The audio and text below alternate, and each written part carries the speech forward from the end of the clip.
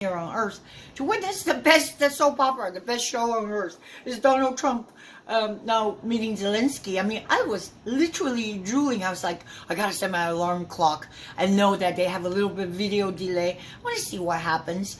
You know, because for the past few years, I saw this man, Zelensky, come in, as Tucker Carlson would describe, like dressed as if he was a downtrodden strip club manager. I mean, he addressed the joint members of the Congress, like Senate, the whole Senate, our Congress, United States, right? Then, you know, he's like, you guys gotta give us more money, gotta give us more money, because that guy, Putin, bad, and everybody just nods, right? So I was like, this is getting too emotionally weird, because, you know, hey, I know we're all like emotionally inclined to help people that are underdogs. Yeah, I do, but you have to know what's behind it. I mean, yeah, okay, let's just put that aside with Ukraine, the history. I'm sure that you'll find out a lot if you really look into it. A big part of this Ukraine, actually, the Donetsk and different provinces, they speak Russian. They were Russians and they want to go back to Russia. Believe it or not, if you've seen the videos that are actually censored, that some old lady said, yeah, she spoke Russian. They can't get this guy Zelensky out. In fact, you know, he was part of the so-called Azov battalion, which are like a branch of Nazi, for real. And this is one thing that you didn't look at the little logo. If you look at the little logo on his so-called the night manager shirt, he wear to address our joint Congress, right? United States joint Congress, and he wore the same fucking shirt to the White House yesterday. It's so funny. But that little thing, if you look closely, it is the Azov battalion.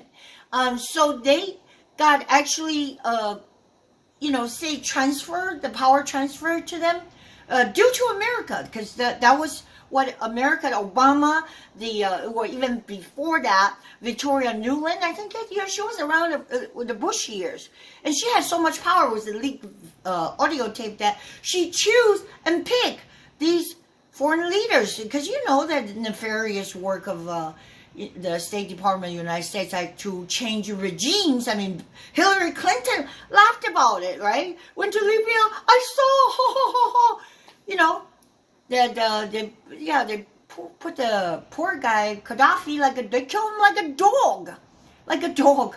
Well, I sound like Trump. So, you know, not to be emotional, people get really emotional, because I try to help out my poor friend, let's just say, from the church that he used to go to. He knew that I help out somebody like with $100, you know, when they say they needed food or whatever.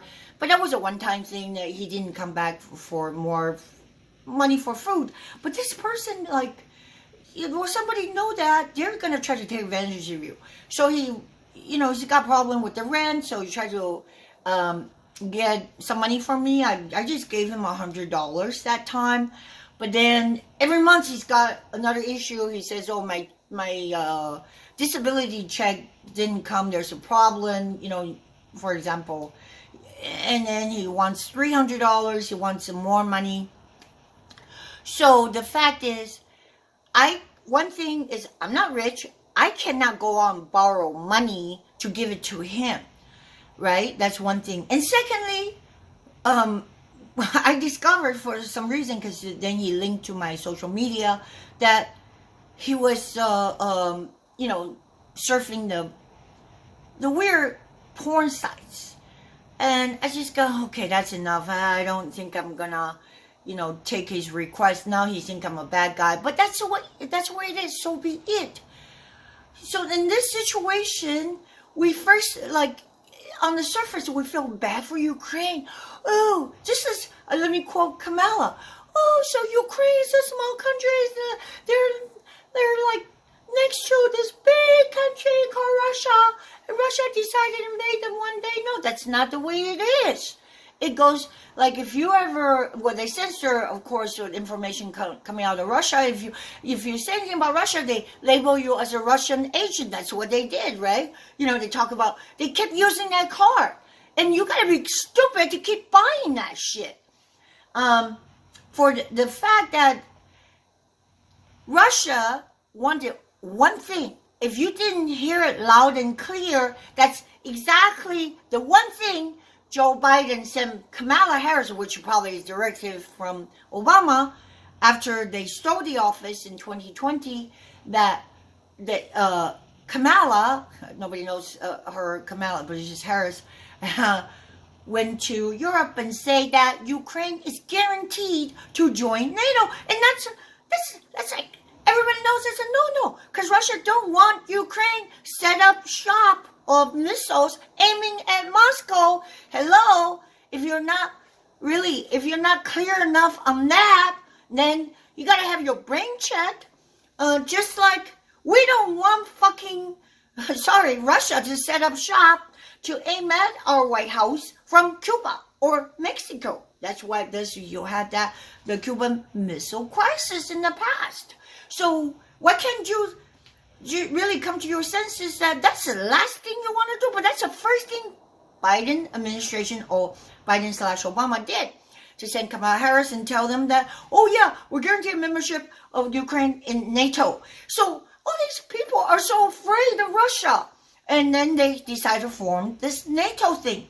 But Ukraine is a buffer zone. It's neutral. That's what Putin even said, that you cannot set up shop, right, in the neutral zone, because if Ukraine join NATO, they're automatically required to have missiles on the border, which he said, so many kilometers you're gonna hit Moscow. He said, are you ridiculous? And this is so laughable. I mean, anybody would just in their right mind would know that that's not acceptable. And that was the first thing they did. So United States, through Kamala Harris and Biden, provoked this. And now it's true. Donald Trump is like, this is a fucking mess. Because, now there's certain parts that day, there really was crying out to go back to Russia, the Donetsk and the other areas. I don't pretend to be an expert, but I did see leaked videos and so forth. They wanted to go back to Russia. But then the censorship from the Zelensky is so tremendous. And again, he was installed by the United States state government through Victoria Nuland as the figurehead. But they are the actual Azov battalion, the party. They are the Nazis. And you can look at his logo and you can see that symbol. And you can even actually try to research in Google and whatever. So the fact is, of course he's not popular. Zelensky's not popular in the country. Poor little me, and my universe is as tiny. I'm never proclaimed to be an expert, but I'm just telling you what I have encountered in Los Angeles. Supposed to be the capital of all these weird, whatever the sanctuary for illegals. Okay, so it's also a major hub. And this is why it's no surprise. I mean, even as small as my little universe is, I encountered, did she say last week, a lady that she told me she was like exhausted. She was in my sauna because, I have drama with the sauna folks, like turning it off and everything. But she was there, she was like, she said, yeah, she drove night and day, she actually lived in Kiev. She drove to the border of Poland, because we know, that's like a little bit of a safe haven, but to cross that border, it's very difficult, because we know some of the American journalists that was exposing the Zelensky deal. He actually got caught at the border when he tried to escape. What the fuck was his name? Tucker Carlson did a special on him. Anyways, so Zelensky killed him, an American journalist. In prison, because he captured him, because he had a lot of those videos that he released that he was aiming for the border to run for his life, but he got caught. He got captured in the end. But this lady got through. So she got through. She drove night and day. I don't know how many kilometers she said, because she said it in a heavy accent. And then she somehow flew to Los Angeles. seeking maybe asylum. I don't know. But she did say that she wants to go back there. But there, the house are blown up. Somehow, like she needs to go back there because her mother was there, her son was there, is still there, hopefully alive when she goes back. Nobody likes it, but nobody can talk about it because then you get like a visit from the government. They'll freaking shoot you dead.